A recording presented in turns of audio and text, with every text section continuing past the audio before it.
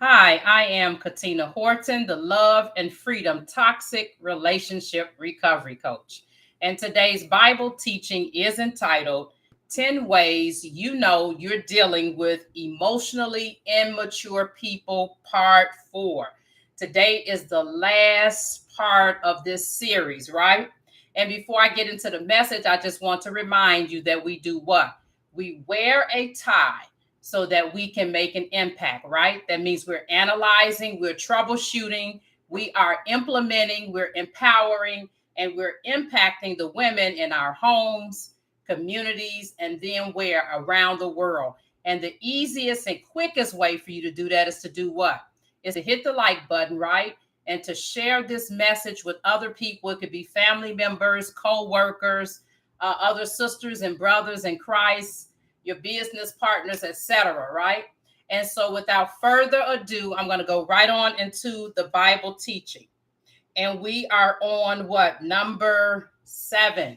The seventh way that you know you're dealing with emotionally immature people is that they name call and devalue when they don't win and are threatened by your anointing. And in Judges 14:17-18, it says, she cried the whole 7 days of the feast. So on the seventh day, he finally told her because she continued to press him. She in turn explained the riddle to her people. Before sunset on the seventh day, the men of the town said to him, what is sweeter than honey? What is stronger than a lion? Samson said to them, if you had not plowed with my heifer, you would not have solved my riddle. So the fact that he lost in the game, right, led to him and betrayal along with that. Okay, let's not forget that. Both of those two things, right, those two factors led to him doing what? Devaluing his wife, right? And so sometimes what they'll say, oh, you think you're all of that in a bag of chips. And it's like, no, obviously something else is going on with this individual, right? That they are saying that, right? Either this is how they feel, right?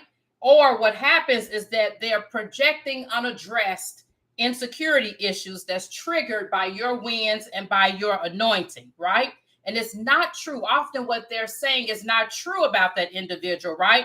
And that person is usually the truth teller as far as the person that they are saying it to, right? And they do not follow the rules of what? The toxic family system at church, the toxic family system at work, right? The toxic family system in business culture, the toxic family system when you do online business. So this individual is not going according to the unspoken rules that everybody else knows, right? And so because of that, they are going to get pushback. And so did David, right? It says, so David rose early in the morning. He left the sheep with the keeper, took the things, and went as Jesse had commanded him. And he came to the camp as the army went out to fight and shouting for the battle. For Israel and the Philistines had drawn up in battle array, army against army. For Israel and the Philistines had drawn up in battle array, army against army, right? And David left his supplies in the hands of the supply keeper, ran to the army, and came and greeted his brothers. Then, as he talked with them, there was the champion, the Philistines of Gath, Goliath by name, coming up from the armies of the Philistines. And he spoke according to the same words. So David heard him. So you got these two armies, right? That's battling out. You got the valley down below, and David happens to hear what's going on, right? And it says, and all of the men of Israel, when they saw that the man fled from him and were dreadfully afraid. So the men of Israel said, have you seen this man who has come up? Surely he's come up to defy Israel. And it shall be that the man who kills him, right, with the king will enrich with great riches, will give him his daughter and give his father's house exemption from taxes in Israel.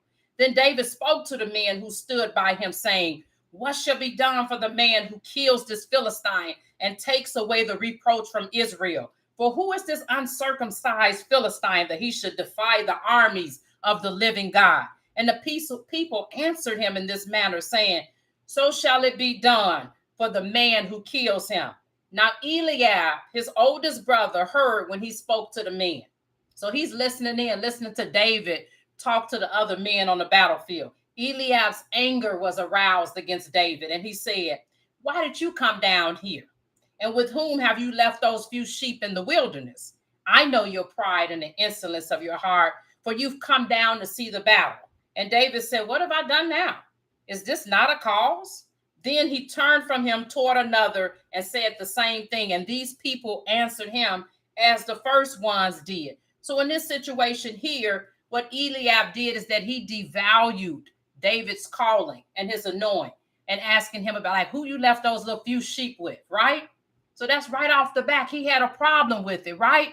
So in other words, he might as well have said to David, "You think you all of that and a bag of chips," right? When David wasn't trying to act like he was all of that in a bag of chips or anything, he was following the instructions of his father. And so when people come to us and say, "Oh, you think you're all of that in a bag of chips," we are following the instructions of our father, right? So either we can go ahead and play into that, or we can go ahead and do what it is we were doing.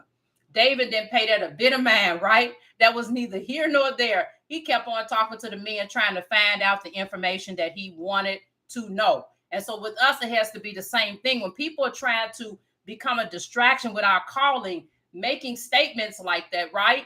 Either because that's what's going on in their hearts, or that's what's going on in the heart of the person who said that to them and wounded them. And this has triggered an insecurity in them and brought that out, right? But that is entitled what? That's called projection, right?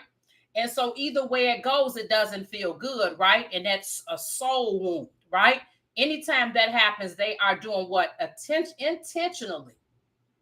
Intentionally trying to attack your soul. So when we know that somebody's motive is not good, it's not something that we need to play with at all, right? As we say, ain't no sense of even playing with it. David just kept on talking to him. He's like, "I'm just not going to even go there with you," right? And then it shows you that this wasn't the first time it happened, because David said, "What have I done now?"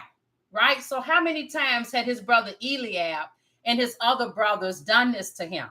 Right? He was projecting his evil heart and saying that that's what David was doing. And along with that, it's like, okay, I'm going to go ahead and devalue and belittle you at the same time with those little few sheep. So people would do that, right? Those little few books you wrote, those little few clients you got, right? Those little few, that little platform you got on YouTube, right? We got to just keep on going on and doing what we've been instructed by the Father to do. So the next thing that they would do, number 8, the next thing they will do, the next way you will know, rather, that you're dealing with an emotionally immature person is that they will form a smear campaign to destroy you and keep their image. And what happened is that we have a situation where King Ahab wanted this vineyard for himself. He wanted Naboth's vineyard. And when Naboth didn't agree to it, right, then what happened? he started pouting, right? Jezebel's like, "Hey, I'm going to get it for you." So I want to read the story from scripture so you can get an idea of it for yourself, right? It says, "And it came to pass after these things that Naboth the Jezreelite had a vineyard, which was in Jezreel, hard by the palace of Ahab, king of Samaria. Ahab spoke unto Naboth, saying, 'Give me thy vineyard, that I may have it for a garden of herbs, because it's near to my house, and I will give it thee for a better vineyard than it. Or if it seem good to you, I'll give you the worth of it in money.' And Naboth said to Ahab, 'The Lord forbid it me, that I should give the inheritance of my fathers unto thee.'" He's like, it ain't happening. Ahab came into his house heavy and displeased because of the word which Naboth the Jezreelite had spoken to him. For he has said, "I will not give thee the inheritance of my fathers." And he laid him down upon his bed and turned away his face and would eat no bread. Now he's pouting like a little 3 or 4-year-old who wants a toy that his brother or sister has, or some other child in preschool, right? "They won't give me the toy." You're like, "What's wrong with you?" "He won't give it to me. James won't give me the toy." So he goes and he lays on his bed, turns around away from the wall. "I ain't eating, I ain't doing anything." That's a tantrum, right? This Ahab was a vulnerable narcissist. Number the tantrum he was throwing, right?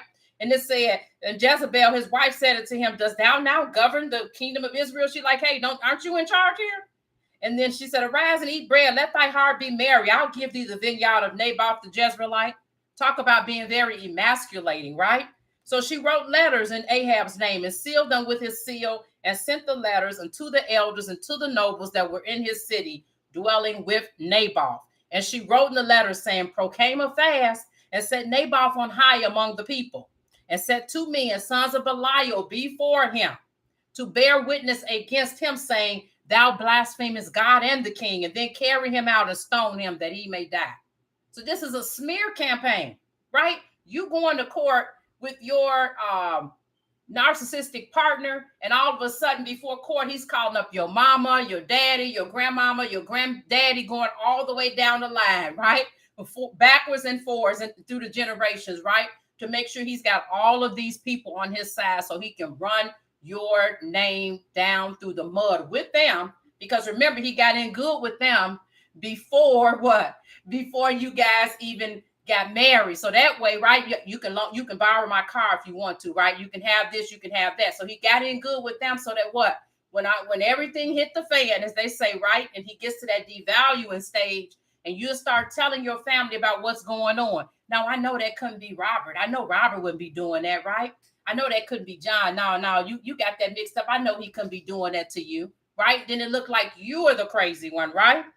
And so it says, and set 2 men, sons of Belial, before him to bear witness against him, saying, thou didst blaspheme God and the king, and then carry him out and stone him, that he may die.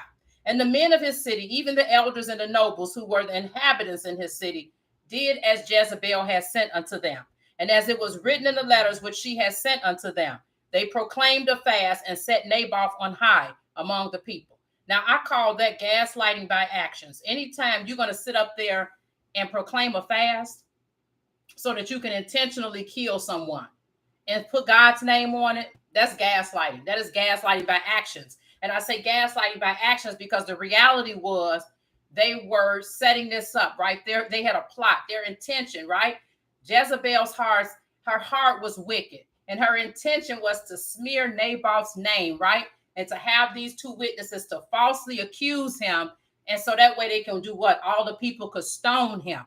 So to make it all look legitimate, okay, let's just go ahead and proclaim a fast. You see what I'm saying? So that's a spirit of confusion in there. You putting God's name in some mess. And people who are toxic and emotionally immature will often take God's name and put it in mess and put his stamp, his signature of approval on it, so to speak, knowing, as my grandmother used to say back in the day, knowing darn well God didn't have anything to do with this, right? And so it says, then there came in 2 men, children of Belial, and sat before him. And the men of Belial witnessed against him, even against Naboth, in the presence of the people, saying, Naboth did blaspheme God and the king, right? Then they carried him forth out of the city. They stoned him with stones that he died.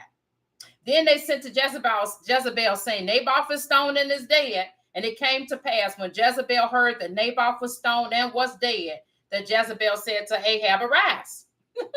like what you sitting there for, basically, right? Take possession of the vineyard of Naboth the Jezreelite, which he refused to give thee for money. For Naboth is now alive, but dead. She's like, don't do what you need to do. You couldn't get it, but now you can. Now that I took care of it, right? Talk about emasculating, right? It came to pass when Ahab heard that Naboth was dead, that Ahab rose up to go down to the vineyard of Naboth the Jezreelite to take possession of it. And so looking on the outside, you might say, oh, no, that was all Jezebel. No, it was Ahab. Why? It was Ahab in it too, right? Just like when people get in trouble and you running game 2, 3, 4 together, 5, 6, 7, all of them going to jail, right? Because you had the power within you. You made the choice, right? You had the power within you to stop it. Ahab allowed Jezebel to use his power as king, power, influence, and control as king to do what it was she wanted to do, right? She emasculated him. She took over and just went on and did whatever she felt he wasn't doing for himself, right? He wanted the vineyard. She got it for him, right? Jezebel was a malignant narcissist, a killer of God's prophets, right? She was a female somatic narcissist. When it's somatic, that means that what? It's all about my body and how I look.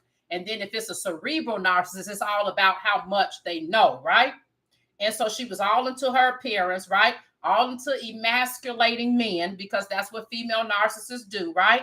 And she said she was going to do what? Take care of all of it. And that's exactly what she did. And then ran a smear campaign against Naboth, had him stoned to death for no reason, right? Other than him, what? Refusing to do what he knew it was not, that it was against the law to do, right?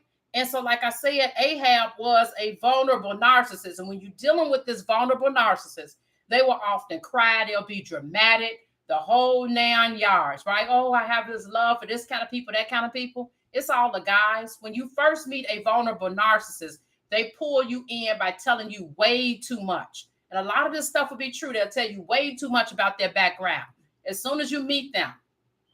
And then when it gets closer to the point where they're getting ready to discard of you or devalue you, they'll start pulling back little by little, right? Leave you right on the edge, tell you something real important, leave you right on the edge like a dog with his mouth open thinking he about to get a steak, and it's like, psych. They'll do that till you start telling you stuff, and as soon as you're emotionally invested, I'm gonna pull back from you, right? I'm not gonna give you what it is I know that you want, right? And so they use all of that information you've given them when they were so-called vulnerable to use later on you to devalue you, right? And to discard of you. Well, you always had low self-esteem. You was always overweight and fat. Just anything like that to get you, right? And you're thinking, wow, I can't believe I shared this. Well, you got abused as a child. Just any kind of crazy stuff, right? Anytime somebody takes something that's important to you and uses and twists it around to get at you, that's toxic, right? And so what happens, like I said, what starts off vulnerable ends up turning over to toxicity, right? And when they give you just enough information to make you thirsty, right? That's what they're doing. They give you enough information to make you thirsty, and then to basically put a hook in your soul and create a trauma bond and a soul tie to them, right? The next way that you are dealing with an emotionally immature person is every time you turn around, they're ready for a fight. Yeah, I got my Vaseline in my bag. I got my gym shoes. Let's take it outside. And every time you turn around, it had turned into some big ghetto situation hanging out with them, right? But in scripture, it says over in Proverbs, let angry people endure the backlash of their own anger. And this is the Message version. If you try to make it better, you'll only make it worse. Take good counsel and accept correction. That's the way to live wisely and well. We humans keep brainstorming options and plans, but God's purpose prevails. So that lets us know what? We keep on trying to rescue somebody that's angry or hanging out with somebody that's angry. The next thing you know, they're going to be right because they're always ready for a fight, right? And that means you're going to have to be ready for a fight hanging out with them, right? As they're pulling out Vaseline and gym shoes and ready to pull hair and all of that, you got to be ready because then the next thing you know, that person going to be, whoever it is that they trying to fight is going to be jumping on you, right? Bullets, right? They're going to be packing with bullets, knives, all kind of stuff, right? And you're going to have to end up packing too, all because you're hanging out with a person who's always ready for a fight. No kind of control, no anger management, right? And then the last one, number 10, the last way that you're dealing with an emotionally immature person is that they refuse to take responsibility for their actions, right? And what they use is a tactic called fog. And you might say fog, yes, fog, because you're left in the fog by the time you had said and done with them, a fog of confusion. They use fear, obligation, and guilt to pull you in. Anytime somebody is trying to make you fearful of something, right, in order to pull you in, and then at first you were level-headed, but then they use fear and pull you in, then you feel obligated to them, right? Then you start apologizing to them, and then what happens? You're left with guilt. So anytime you find yourself in the cycle of that, it's toxic, right? It leaves you in a state of confusion, and you might be hip on what it is they're doing, but what's going to happen, though, is that physiologically, you're not going to feel well. Your soul is going to be infected with venom, and the venom is going to come from the viper spirit. Viper spirits are always ready to attack you, always ready to ambush you. You're not going to even see it coming. It's going to come out of nowhere, and they're going to attack you, right? And leave your whole emotional, mental, spiritual, right, and physical state in an uproar. The next tactic that they would use when they refuse to take responsibility is projection. Projection is like having a projector when you were a kid, right? In grammar school, the teacher would have a projector, right? So projection is having a projector, and that projector showing an image on the screen, right? And so what happens is when you have projection, whatever is going on with me, I take it and I say that it's you, right? or whatever has happened to someone else, they take it, they put it onto me, I take it, I put it onto you. So that is projection, right? And so, for instance, your narcissistic partner might be like, yeah, I know you cheating. I know you cheating with every man at work, and you tempted around every man you see. Yeah, I know you thinking about doing something with him. I know I saw your eyes on him. And you're standing like, what in the world are you talking about? And it's so believable that a state of confusion comes in, right? And you're just like, man, am I doing that? Am I actually showing this? Am I really trying to go after the men at work? Have I been blushing or whatever? It starts to play with your mind, right? So when people often project onto you what's going on from them or other people, it's really telling you what's going on with the other people, right? But it has come in and it has come through to your soul, right? And so when he's accusing you of cheating, either he's cheating or he's thinking about cheating, or he cheated already, but he's accusing you of doing what it was he was doing, right? He's the projector and you are the screen, okay? And so the next thing is that deflection would be another tactic they would use, right? That's another part of the toxic cocktail, deflection. And when deflection occurs, that means that you have been injured. And then you figure, okay, I'm going to talk to this individual about the injury they've inflicted onto me, right? And then instead of them owning up to the responsibility, oh, look at the people outside who don't have any food to eat. What in the world do the people outside not having any food to eat have to do with what you did yesterday? Nothing to do with that, right? That's deflection, right? Then you have blame shifting. And what blame shifting, that means you're taking the blame, right? Instead of owning up and taking responsibility of what you've done, you've taken the blame and you've shifted it on to someone else, right? So say, for instance, you and your narcissistic partner, you're at a party, right? And you see him getting the telephone numbers of like 4 or 5 different women. And then you get home and you say, I thought I saw you taking the telephone number of like 4 or 5 of my friends. You at the party and hugging them inappropriately. And if I wasn't mistaken, I even might have seen you kissing one. Nah, well, you know what? You know what? If Sheila had enough for us to do at the party, you didn't even have to worry about that. Okay. So now it's Sheila's fault that he was cheating, that he was getting women's phone numbers, that he was inappropriately hugging them, that he was inappropriately kissing them. So now it's Sheila's fault.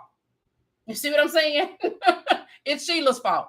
And Aaron in scripture, he did blame shifting when Moses came down from the mountaintop and was like, what in the world is going on? The people are some of naked, half naked. They're dancing around. It's idolatry. The gaslighting spirit is strong.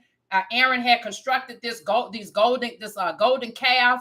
And Moses questions Aaron. And Aaron, oh, well, you know how these people are. You know they stiff-necked. He what? Blame shift, right? He was the one that was in charge. He was the leader. But what did he do? As soon as he was questioned, he avoided taking responsibility, right? The next tactic, rather, that will happen is gaslighting, right?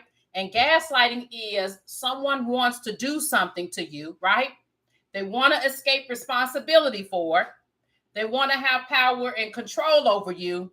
And then they want to make you think you crazy all at the same time, right? That's a lot going on there. And when someone gaslights you, they will use projection. They will use deflection, which you just talked about, right? They will use blame shifting, right? And then they will also use baiting. They will use all of those things to gaslight you. And gaslighting is nothing but emotional manipulation / emotional abuse, right? So all of those things will be used. And when they're baiting you, say, for instance, you ask a person, you tell a person about something that was important to you. So then you guys get to talking about it later on, right? And then all of a sudden, this person decides they want to get some information out of you. They want to get a rise out of you. That's a good way to put it. They want to get a rise out of you. So something that you told the narcissistic individual during the love bombing phase, now he's bringing it up in the devaluation phase, right? Or even in the early discard phase. He's bringing up something that you told him, right? That was of importance to you. So then he brings that thing up. You're thinking that you guys are about to have a regular conversation about it, but he takes it and sticks it to you with that information that you gave him. And then you're just like, wait a minute, what in the world? And then you're in shock and disbelief, and then you start self-gaslighting, right? And the reason that the self-gaslighting comes in is because you're thinking, I can't believe he used what I told him about my family against me, right? And making it seem like he's about to start up a regular conversation, right? And then, of course, once you address it and you realize what's going on, you mention it to him, then what's going to happen? Blame shifting, projecting, right? Devaluation, deflecting, right? More baiting, more gaslighting. I mean, it's just this whole word salad of things you're going to get caught up in. It's like drinking a toxic cocktail. So how do you know? What are some of the signs that people are baiting? Test the energy, right? Test the spirits. As the scripture always say, test the spirits, right? Test the spirits, test the energy, test the countenance, right? How is this whole persona of this person who is baiting you, right? Checking their body language, right? It's a certain look with their eyes or a certain look with their mouth where they go, no, that's not true. No, right? So checking the body language, the energy, testing the spirits, right? And sometimes even before saying what they're going to say, the breathing changes. So that's another clue. And then sometimes they can be so slick, you don't even know baiting is going to occur until it has occurred. And then you're just like, wow, ooh, that hurt. Like somebody putting a knife in you and quickly pulling it out, right? And so what happens is that healing is an invitation for us to do our own soul work, right? We can decline the invitation to this party, so to speak, right? However, our best bet is to accept the invite and do a little bit of work at a time, teeny weeny baby steps. Why? Remember the trauma clutter strategy we talked about. It's only 3 things that we can do with trauma. And remember, just like with the clutter in our homes, there are only 3 things we can do with trauma. We can either keep it, throw it away, right? Or give it away. There's only 3 options, right? So throwing away doesn't mean we're God and we're throwing it into the sea of forgetfulness. Throwing it away means we're reframing our mini stories that lead up to our one big story of our life for, thus far, right? And it also means we're throwing away toxic thinking patterns. We're throwing away scarcity mindset, limited worldviews, right? Limiting beliefs, lies, and etc. And we're moving forward, right? Option number 2 is keeping it. When you keep trauma, you internalize the trauma. You develop a sense of self-hatred / self-loathing, right? Self-judgment, self-criticism, self-condemnation, loss of self-love, loss of self-respect, loss of dignity, right? Option number 3 is giving it away. And you're like, giving it away? Why would we want to give away trauma? Our souls want to resolve it. Our souls want to give it. Our souls is begging us to do something with it. It's in our systems. It's in our bodies, right? As the book is called, Our Bodies Keep the Score, right? And I think it's Manahem for his last name. First name, 100% sure his name is Resma, but he's a trauma therapist, right? And when I call giving away, he calls it blowing it through someone else, right? And it makes me think, because since I'm visual, it makes me think about a child with a bubble wand and blowing bubbles. And imagine that being trauma, just blowing it through someone else's mind, body, soul, and spirit, right? And so basically what it is like we're giving someone an unwanted gift. Okay, we received an invitation for our soul to do the soul work, but we refuse to own our own stories, right?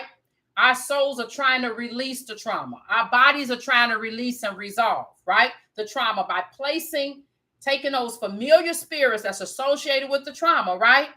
And so since it don't know what to do, it does what? It blows that trauma. It gives it away to another person who may or may not have done the work.